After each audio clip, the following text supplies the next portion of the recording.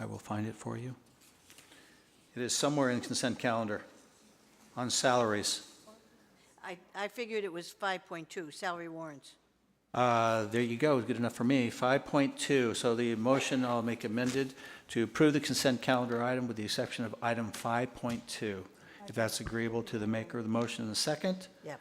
then we will, Madam Secretary, vote on the remaining consent calendar item with the exception of item 5.2.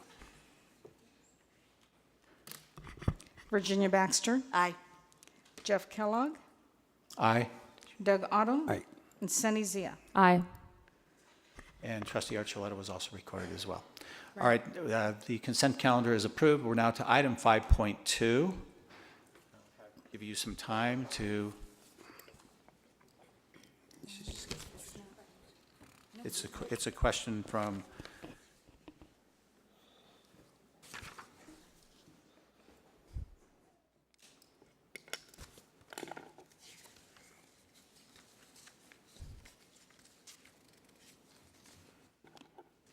Are you ready, Madam Secretary, for item 5? We didn't pull the item out, so it's included in the consent vote in the system. So All if you right, don't then. mind, I'd like to take a I will, verbal vote, okay? All On right. 5.2. okay, on item 5.2, Chair recognizes Trustee Baxter for comments on 5.2. Let me first begin. A motion, please, and a second to approve item 5.2. So moved. Motion by Trustee Otto, second by multiple voices, so I'm picking You can- Trustee Zia. There's a motion and a second on the floor to approve item 5.2. Chair recognizes Trustee Baxter. Oh, thank you, President Kellogg. The reason why I wanted to pull this item is there was an article in the Press Telegram about 2 weeks ago when it discussed President Oakley's salary, and the last line said that the average salary at Long Beach City College was either $28,000 or $38,000. Having worked here for a number of years, I thought that this was impossible because the average salary has to be higher than that. So I asked Vice President Gable, and it was stated that this document was sent to the Chancellor's office. So in other words, it was an official document, not just something that somebody made up. So I asked Vice President Gable to please explain to me how the Press Telegram could report that the average salaries at Long Beach City College were either do you remember what I said, 28,000 or 38,000? 28,611. Yes, thank you. So there's a motion and a second on the floor. No other comments by members of the board. Madam Secretary, please call the roll. What was the answer? I was looking down. I want her to answer. There was a long pause. Yes, actually, the website that the Press Telegram was referring to is the Controller's Office website. And about 2 years, I guess 3 years ago, 2011 was the first year that we were requested to report on all of our salaries and benefits of every employee of the district. And so there's a set format that we're required to submit the information to. And so the 28,611 is the average salary for the 2,183 employees that received a W-2 form in the 2013 calendar year. The reason it is so low is because about 1,300 of those employees are part-time employees. We have, part-time faculty, we have student assistants, we have limited-term employees. I think over 100 of the employees received less than $500, which is a lot of our student assistants. So it is going to be greatly skewed if you just take the total salaries that were reported on that 81-page report and divide it by the number of employees, because we have more part-time employees than we do full-time employees. May I answer? The reason I bring it up is just because the newspaper publishes something does not necessarily mean that it is accurate and that, you can find an answer for everything. And so I just wanted the public to know that the average salaries at Long Beach City College are not $28,611. Very good. Now, any other comments, members of the board? Yeah, it's not the first time that certain press Chair recognizes trustee Zia. press publication has been fast and loose with the facts. I'll leave it at that. Is that a question that someone is to answer? It's a comment. Okay. Madam Secretary, please call the roll if there's no other questions, members of the board at this time. Irma Archuleta, Aye. Virginia Baxter, Aye. Jeff Kellogg, Aye. Doug Otto, Aye. Sunny Zia. Aye. Next item, we're now to Academic Senate. This is item 6.1, modified changes, courses.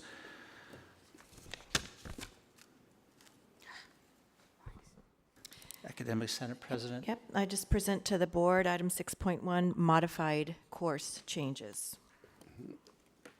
Anything you'd like to add to it, or it's pretty straightforward, but is there questions, members of the board, or something else you'd like to add? Well, just in case board members don't know, we used to call these changed courses, but we now use the term modified. And any course that's before you, the 6 courses before you this evening, modified courses, they represent a change to the course title page. And anytime we do any minor change to the course title page, even if it's a course description for the catalog, we have to submit it as a modified course. Thank you. Questions, members of the board at this time? Hearing none. I'm sorry. Is there, do we make a motion? Motion a second? Could I entertain a motion a second, please, on this item So moved. to approve the modified changes courses? Motion by trustee Second. Zia, second by trustee Archuleta. I object. I seconded that. Yeah. Motion and second. Comments, members of the board? Madam Secretary, please call the roll on item 6.1. Archuleta, Aye. Virginia Baxter, Aye. Jeff Kellogg, Aye. Doug Otto, Aye. Sunny Zia. Aye. Next item, 6.2, material fees. This is also an academic senate issue. Action is required. Recommendation that the Board of Trustees approve material fees to be paid at the time of registration effective 2016-2017 as submitted. Let me at least get a motion, a second on the floor, and I'll ask for some comments. Could I entertain a motion to approve item 6.2? So moved. Motion by trustee Zia, Second. second by trustee Archuleta. Discussion. Academic Senate President Kane, do you have anything to add? Well, unless there's questions, basically a materials fee is applied to a course when the student walks away with a tangible item from the course, such as in a certification course, it pays for their certification and they come away with that. But there's real strict regulations on how and when and why you can apply a materials fee. Thank you. Questions, members of the board? Hearing none. Madam Secretary, please call the roll on this item. Irma Archuleta, Aye. Virginia Baxter, Aye. Jeff Kellogg, Doug Otto, Aye. and Sunny Zia. Aye. Motion carries without objection. Item 6.3 is the inactivated courses. Again, recommendation item is the Board of Trustees approve the inactivated courses effective 2016-17 as submitted. Could I entertain a motion and a second to approve? So moved. By trustee Archuleta, second by trustee Zia. Question, comments, members of the board? Academic Senate President Kane, anything you'd like to add at this time? Well, just for clarification, an inactivated course is one that the department decides that they either no longer need or they haven't taught in 2 years, and so they're inactivating the course.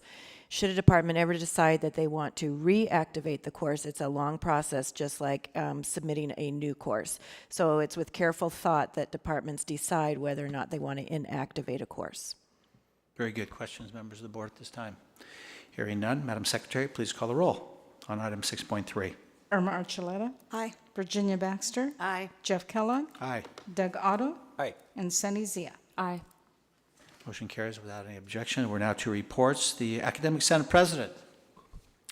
Thank you. I would just like to report that Marshall Fulbright was just appointed as the interim study abroad coordinator for this semester, and his task is to work with Dr. Long on the implementation of the study abroad program and researching where we've been and where we want to go. So Marshall Fulbright, congratulations. Very good. Congratulations. Next item, 7.2, Superintendent President Report. I will try to be brief. We've already talked about the Innovation Award. I do want to congratulate Coach Casey Crook, our baseball coach, for reaching a wonderful milestone of 500 wins. I have a feeling he will surpass Coach Hicks before too long and be the winningest baseball coach in Long Beach City College history, hopefully in the not too distant future. Long Beach City College Viking baseball is having a great year. It's been a great year for all athletics. So I just want to publicly congratulate Coach Crook for his outstanding achievement. And also want to let everyone know that on Thursday we will be sponsoring Innovation SoCal, the Innovation SoCal Conference. So Luann and her folks have been busy working with all of our partners throughout the region to focus time, energy on the entrepreneurial ecosystem in the LA region and to focus on creating jobs. So thank you to her and her team for doing a great job of pulling this off. I know we're going to have a great event on Thursday, and that's all I have. Thank you. Student Trustee. Good evening, Superintendent President Oakley, Board President Kellogg, and members of the board. As ASB President Lokalani Hunt expressed, we are currently surveying students on their opinion regarding evening resources. As soon as we compile sufficient amount of data, we will report it to the appropriate administration.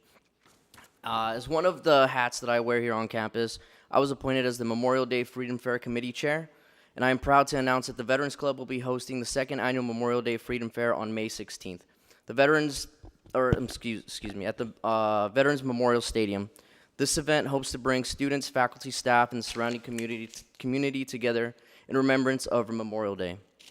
The fair will consist of a few main events to include an Army physical fitness test graded by Army drill sergeants, a Marine Corps combat fitness test, several food eating contests, an inflatable obstacle course, carnival games, and much more.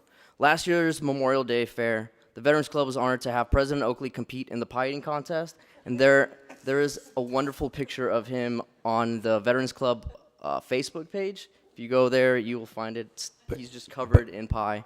You add a little flavor to But the he whipped didn't cream compete this in the year. physical fitness contest, right? He was not in the physical fitness contest. No, but we did have Dr. Peterson compete in the Marine Corps combat fitness test, and he also received the second highest time of the day. He was beaten out by a Marine Corps medic.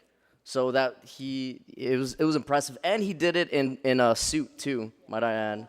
Yeah.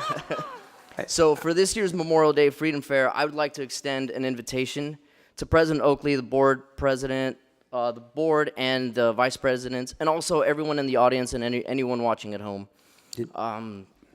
We are also looking forward to, we're also looking for a volunteer to sit in our dunk tank. So anyone on the board. Anyone on the board, if you're interested, contact me. Finally, we're still looking for organizations or businesses in the community who provide resources to sponsor a booth at the fair or donate items for a silent auction going on the day of the fair. Please contact myself or the Veterans Club for more information. Hope to see you all there. Thank you. Wait, I have a question. I thought that Vice President Peterson won the water drinking contest.